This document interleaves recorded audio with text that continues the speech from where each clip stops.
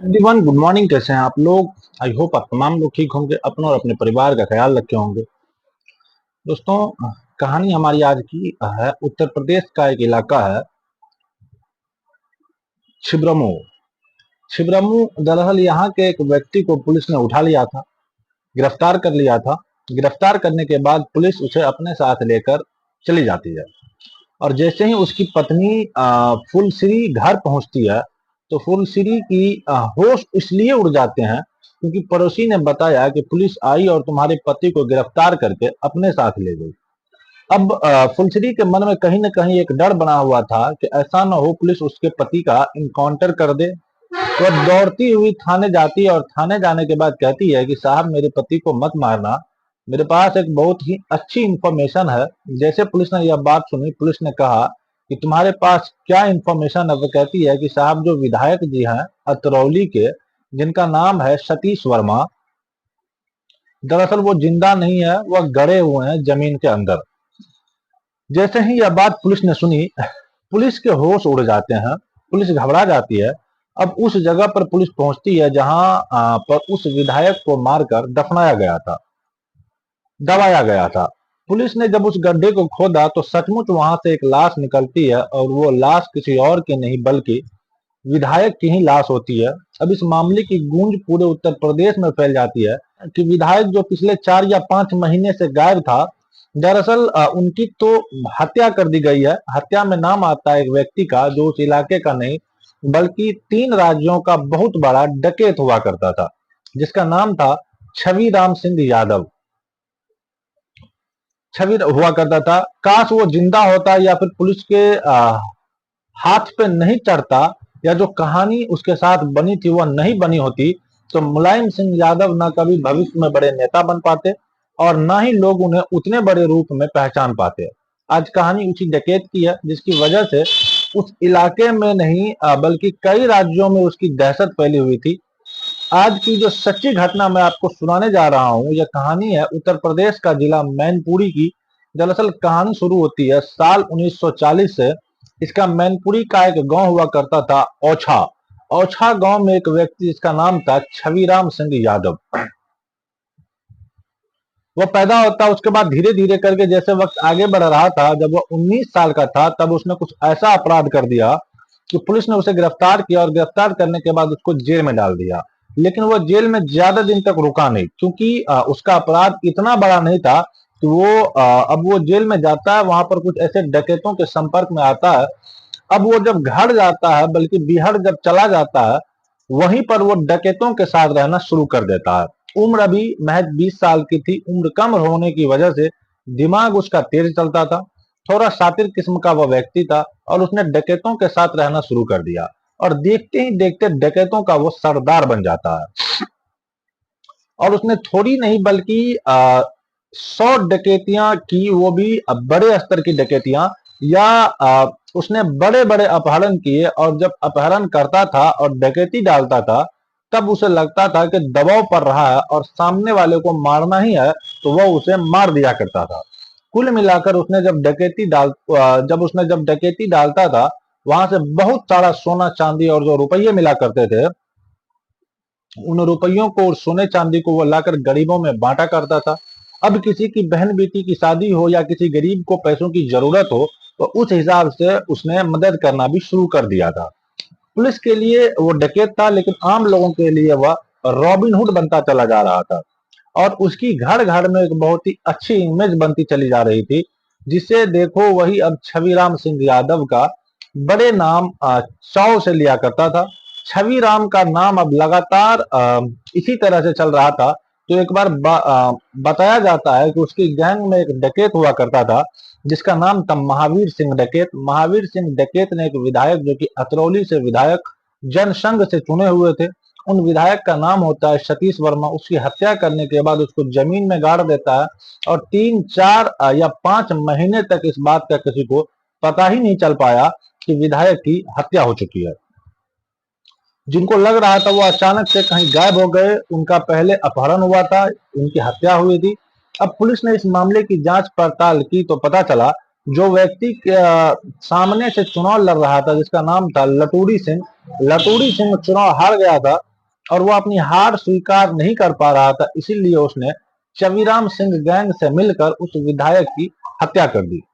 और हत्या कराने के बाद वो चुपचाप बैठ जाता, लेकिन एक महिला जो कि छिबरामू की आम सिंह यादव का वो नाम धीरे धीरे करके बड़ी तेजी से आगे बढ़ रहा था।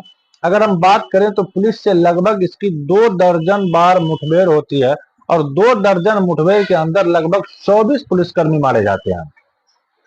इतना खतरनाक नाम हो जाता है उसका। साल 1970 से लेकर 1980 तक का इसका एक खौफ रहा था। अगर इसी खौफ की कहन की बात करें तो इटावा, मैनपुरी, कानपुर, राजस्थान, मध्य प्रदेश, ऐसी जगहों पर इनका नाम कुछ बड़े लोग तो बड़े फक्र से लेते थे। कुछ लोग इसके नाम से इतना घबरा गया करते थे। बहुत ज्यादा बात कर रहा हूँ 7 अगस्त 1987 की। एक थाना लगता है अलीगंज, और अलीगंज थाने में प्रभारी हुआ करते थे उन दिनों राजपाल सिंह। किसी मुखबिर ने आकर कहा, उनको सूचना दिया कि जो छविराम सिंह यादव है अपने गैंग के साथ नाथा आम गांव में आने वाला है।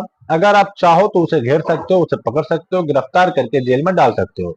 अब जैसे ही राजपाल सिंह ने एसओ से यह बात किया, सुनी मुखबिर की सूचना को गंभीरता से लिया और वो सीधा नाथाराम गांव पहुंच जाते हैं। जैसे ही वो गांव पहुंचते हैं तो पता चलता है कि गांव के अंदर जाने के बाद राजपाल सिंह गिर जाते हैं, यानी कि चारों तरफ जो डकैत थे, लगभग 70 से 80 डकैत थे, जो इन पुलिस वालों को यानी कि एसओ शहीद ने घेर लिया जाता है। जब दोनों तरफ से गोलियां चलती है तो डकैत एक भी नहीं मारा जाता, लेकिन जो एसओ होते हैं राजपाल सिंह और उसकी टीम में 9 पुलिस वाले जो शामिल होते हैं, वो 9 के 9 वही मौके पर मारे जाते हैं। साथ ही जो 3 ग्रामीण थे, 3 ग्रामीण को भी गोली लगती है और वो 3 ग्रामीण भी मारे जाते हैं। और ना 11 लोग यहाँ पर बेकसूर थे, जिनको डकैतों ने घेर कर बुरी तरह से ट्रैप करने के बाद उसको मार डाला। और जैसे ही डकैतों ने इसको मारा था, उसके बाद फिर पूरे प्रदेश में एक तरह से हंगामा खड़ा हो जाता है। बात यही नहीं थमती। जब इंदिरा गांधी को यह बात पता चलती है तो वह कहती है कि चाहे कुछ भी हो जाए, किसी भी हद तक आपको जाना पड़े, इस व्यक्ति को या तो जिंदा पकड़ के लाओ, या मुर्दा इसको पकड़ना है, या फिर इसका इनकाउंटर करना है। अब जब मुख्यमंत्री तक बात पहुंचती है बीपी सिंह तक, तो बीपी सिंह को भी इसको खत्म कराना चाहते थे, इसको मरवाना चाहते थे, या कह सकते हैं कि इसको पकड़वा कर जेल भिजवाना चाहते थे। एक तरफ तो इसने 9 पुलिस वाले को एक साथ मार दिया, और जगह जगह जाकर इसने डकैती डाला करता था। धीरे धीरे करके इसी की पुलिस से मुठभेड़ हुआ करती थी। लगभग 24 पुलिस वाले मारे जा चुके थे, लेकिन पुलिस का यह लगातार सरदर्द तो बनता चला ही जा रहा था।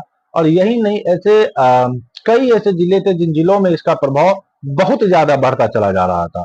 अब चाहे वो मैनपुरी हो, चाहे इटावा हो, या इस तरह के कई जिले थे जब इसमें लगातार इसका वर्चस्व बढ़ता जा रहा था। उन दिनों तक एक बड़ी तेजी से नाम उभर रहा था, और वो नाम था मुलायम सिंह यादव का। मुलायम सिंह की राजनीति चल नहीं पा रही थी। मुलायम सिंह अपनी पैठ पब्लिक में जमा नहीं पा रहे थे, क्योंकि छविराम सिंह यादव की पैठ लगातार पब्लिक में बनती चली जा रही थी। क्योंकि वो डकैती डालता था, और डकैती डालने के बाद गरीबों की मदद कर दिया करता था। हालांकि मुलायम सिंह यादव अच्छे नेता थे, उनकी भी अपनी पहचान थी, उसको भी लोग अच्छे से जानते पहचानते थे। लेकिन जब अपने इलाके में आते थे, अपने इलाके में आने के बाद शिवराज सिंह यादव ने उनके सामने उनकी ज्यादा चलती नहीं थी। इसीलिए वह भी बीपी सिंह के पास जाते और जाकर कहते कि राजनीति का जो कैरियर है वो छविराम सिंह यादव खत्म कर देगा। इसीलिए मुख्यमंत्री जी, इसे इस रास्ते से हटाना ही पड़ेगा, और यह नहीं हटा तो फिर मेरा कैरियर तो कभी बन नहीं पाएगा। अब जो बीपी सिंह होते हैं मुख्यमंत्री, उन्होंने 1 लाख रुपये उस पर इनाम घोषित कर दिया उस दौर में, कि जो भी इसे जिंदा या मुर्दा पकड़ के लाएगा उसको 1 लाख का इनाम घोषित कर दिया जाएगा। आगरा में यज्ञ चल रहा था, और यज्ञ ठीक 8 दिन तक चला था। पुलिस को सूचना मिलती है कि इसी यज्ञ के अंदर छविराम सिंह यादव अपनी टीम के साथ आएगा, इसलिए उसे गिरफ्तार करने का एक शानदार मौका है। लेकिन किसी ने उसका चेहरा ही नहीं देखा था। 8 दिन तक वो यज्ञ चलता है, कई हजार लोग उस यज्ञ में शामिल भी होते हैं, लेकिन हजारों की संख्या में जो लोग शामिल थे, यह कोई बताने वाला ही नहीं था कि छविराम सिंह यादव यह है, क्योंकि उसकी भी अपनी एक आम लोगों में अच्छी खासी शोहरत थी, अपनी पहचान थी, वो मदद भी क्या करता था। लेकिन उस यज्ञ में जब कोई उसे पहचान नहीं पाया तो आराम से वो यज्ञ में शामिल होता था, शामिल होने के बाद निकल जाता था। अब पुलिस करे तो करे क्या? तो पुलिस एक मौके की तलाश में थी, और जब मौके की तलाश में थी लेकिन मौका पुलिस को मिल नहीं पा रहा था। आखिरकार ये उत्तर प्रदेश के इटावा के एसएसपी चुने गए थे विक्रम सिंह, बात कर रहा हूं साल 1983 में। जब चुने गए थे तो उनसे पहले डकैतों का सफाया हो चुका था, लेकिन एक व्यक्ति जो खुद थाने आता है और थाने आके कहता है कि साहब मुझे गिरफ्तार कर लो, मैं मरना नहीं चाहता हूँ पुलिस की गोली से।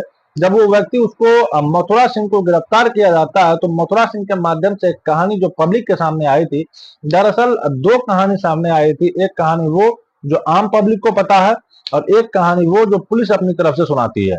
दरअसल जो आम पब्लिक को पता है, मथुरा सिंह की एक रखेल हुआ करती थी, और उस रखेल की जानकारी जो थी वो छविराम सिंह यादव की से भी थी। तो यह गांव लगता है जयथरा थाना, जयथरा क्षेत्र का एक सरोट गांव लगता है। दरअसल यह गैंग सरोट थाना क्षेत्र में रुका हुआ था। साल 1982 की यह बात है, मार्च का वो महीना था, और इसी बीच में इनको खाने पीने की भी व्यवस्था की गई। और व्यवस्था करने के साथ ही इन्होंने बाद में दूध दिया गया, और उस दिन छविराम सिंह यादव के गैंग में जितने भी डकैत थे, कई सारे जो उस वक्त जो उस दिन के थे वो डकैत 10 डकैत थे, 10 के 10 डकैतों को दूध पीने के लिए दिया गया। और उस दूध के अंदर जहर था, यानी कि मथुरा सिंह जो साल 1983 में सरेंडर करता है, उसकी रखेल थी 1982 में। उसी रखेल ने या हो सकता है कि पुलिस से सेटिंग हो रही हो, कुछ भी रहा हो, उस मथुरा सिंह की जो रखेल थी इस डकैतों को दूध में जहर दिया, और जहर देने के बाद पुलिस को सूचना दी कि भाई ये जितने भी लोग हैं ये पिंजरी गांव में है और मौके पर मौजूद है, आकर इन्हें देख लो। तो अब पुलिस वहां पर आती है, लेकिन पहले ही पुलिस के इतने सारे लोग मारे गए थे, तो एक व्यक्ति को भेजा जाता है ये देखने के लिए कि इस वाली सूचना में कितनी सच्चाई है। जब वो जाता है तो जाकर देखता है कि सब के सब एकदम बेहोशी जैसी हालत में पड़े थे, लेकिन दावा यह भी किया जाता है कि वो सब जहर की वजह से मर चुके थे। पुलिस ने उन्हें पकड़ा, उन्हें पकड़ने के बाद खड़वा नाली के पास उन्हें लेकर जाता है, उनका इनकाउंटर करता है। एक कहानी यह है कि जो आम पब्लिक में शोहरत बनी हुई है, और एक कहानी यह है जो पुलिस सुनाती है। दरअसल 2 मार्च 1982 को घिरोड़ के गांव से एक सूचना मिलती है कि यहाँ पर छविराम सिंह यादव अपने पूरे गैंग के साथ मौजूद है, जो कि दोपहर में देखा गया है। उसके बाद रात 10 बजे बलपुरा गांव में देखा जाता है, यह भी सूचना पुलिस के पास पहुंच जाती है। रात 11:30 बजे के आसपास सिकोहाबाद मैनपुरी रेलवे लाइन के पास में छविराम सिंह यादव और उनका गैंग को देखा जाता है। अब पुलिस अपनी घेराबंदी शुरू कर देती है। मैनपुरी से लगभग 27 किलोमीटर दूर, जो कि इसका खुद का गांव होता है, उसके गांव के पास में हरेना गांव के आसपास की बात है, वहां से 27 किलोमीटर दूर मैनपुरी के पास लगता है शांगर नदी। उसकी तलहटी पर यह 3 मार्च 1982 की सुबह की बात है, जब पुलिस अपनी कहानी बयां करती है। तो इसमें मैनपुरी के एएसपी होते हैं करमबीर सिंह, सीओ होते हैं चौधरी सरकमपाल सिंह, और एसओ जो होते हैं और डीबी चौधरी। जब इन्होंने अपनी पुलिस की टीम की एक जाल बनाया, घेरा बनाया, और घेरा बनाने के बाद छविराम सिंह यादव के घेरे को तोड़ने की कोशिश की। अब यहाँ सुबह 9:30 बजे से लेकर शाम 5:30 बजे तक पुलिस की तरफ से लगातार गोलियां चल रही थी, और एक के बाद एक बदमाश, एक के बाद एक डकैत जो था वो मारा जा रहा था। लगभग 600 पुलिस वालों ने इसमें पीएससी और उत्तर प्रदेश पुलिस के कांस्टेबल भी मौजूद थे। उन्होंने जब घेराबंदी करके चारों तरफ से गोलियां चलाना शुरू की, तो इसमें छविराम सिंह का जो नाम अनुसन था हमेशा हमेशा के लिए मिट जाता, खत्म हो जाता। और इसमें 1-2 बदमाश जो थे, नामी बदमाश डकैत थे, वो भी इसमें मार दिए जाते हैं। और इसमें संख्या बताई जाती है कि 10 डकैत वो इस मुठभेड़ में मार दिए जाते हैं, यानी कि 3 मार्च 1982 की ये बात होती है। दोनों अलग कहानियां हैं। एक कहानी इसमें जहर देने वाली बात थी। अब इस छविराम सिंह यादव की पत्नी होती है जिसका नाम होता है वन देवी, दरअसल धन देवी। दरअसल धन देवी के 3 बेटे होते हैं। एक बेटे का नाम था श्याम सिंह, एक बेटे का नाम था सर्वेश सिंह, और एक बेटे का नाम था अजय पाल सिंह। 2 बेटे तो किसान बन जाते हैं, लेकिन जो सबसे छोटा वाला बेटा होता है उसने पढ़ाई में बहुत मेहनत की, और मेहनत करने के बाद वो कांस्टेबल बन जाता है। साल 1998 में कांस्टेबल रहते हुए उसने एक परीक्षा पास की, वो उत्तर प्रदेश पुलिस में सब इंस्पेक्टर बन जाता है। साल 2024 में हो सकता है कि अब फिलहाल उत्तर प्रदेश में इंस्पेक्टर की पोस्ट पर ही हो। हमें ऐसी उम्मीद है। यह बताते चलें कि जब इसके परिवार के लोगों से मीडिया वालों ने बातचीत करने की कोशिश की थी, तो उन्होंने कहा था कि हमारे पिताजी एक रॉबिन हुड की तरह थे, वो गरीबों की मदद किया करते थे। और मेरे पिताजी यानी कि इनके जो लड़के हैं कहते हैं, उनके पिताजी को जहर देकर उनकी हत्या कर दी गई थी। बल्कि वो पुलिस की मुठभेड़ में नहीं, मुठभेड़ में उन्होंने सिर्फ ऐसे झूठ मूठ करके दिखाया गया था, और इनके बदले में पुलिस वालों ने खूब सारे मेडल प्राप्त कर लिए, खूब तरक्की कर ली। उन्हें मार पाना इतना आसान नहीं था। इसका जीता जागता उदाहरण यह है कि लगभग 24 पुलिस वालों को वह पहले से ही हत्या कर चुका था। मैनपुरी, कानपुर, अलीगढ़, मेरठ, ग्वालियर, मध्य प्रदेश, राजस्थान जैसी जगहों पर लगभग 80 मुकदमे छबराम सिंह यादव के ऊपर दर्ज थे, जिसमें डकैती, हत्या और अपहरण के मुख्य मुकदमे भी थे। वैसे मुकदमा नहीं था जैसे किसी लड़की के साथ छेड़छाड़ या किसी महिलाओं के साथ परेशान करना, इस तरह का कोई मामला नहीं था। यह भी बताया जाता है कि ये जो मुठभेड़ में जिन अधिकारियों का नाम था, जिनमें ये क्या चौधरी सरकमपाल सिंह, जो चौधरी पाल सिंह जब रिटायर हो जाते हैं तो उसका बेटा उसको एक टिकट दिया जाता है लोकसभा का चुनाव लड़ने के लिए। साल 2014 में इस तरह का कुछ इतिहास रहा था, और बताया जाता है कि मुलायम सिंह यादव को छबीराम सिंह से इतना खतरा हो गया था, उन्हें लग रहा था जैसे सतीश शर्मा की हत्या कर दी गई है, कि ऐसा न हो कि मुलायम सिंह यादव की या फिर उनके लोगों की इस तरह से वो नुकसान पहुंचाता रहे।